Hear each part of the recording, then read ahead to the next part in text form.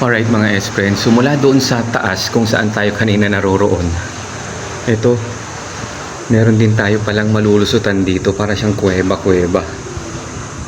Buti nga, natsambahan natin na low tide dahil kung hindi tayo makakapasok dito.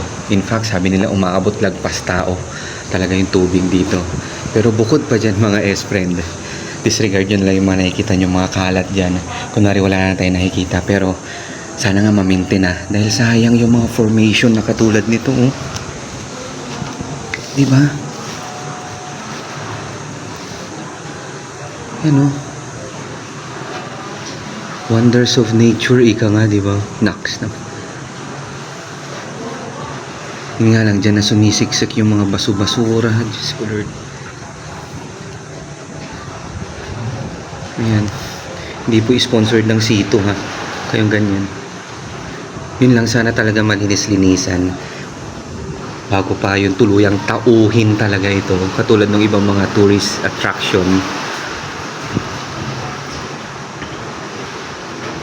Galing mo, hinulma to ng mga alon eh.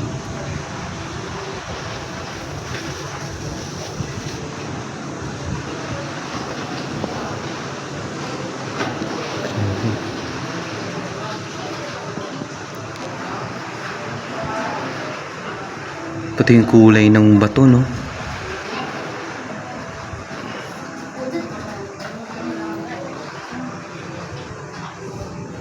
Sa isang banda, maganda pa rin siya, no?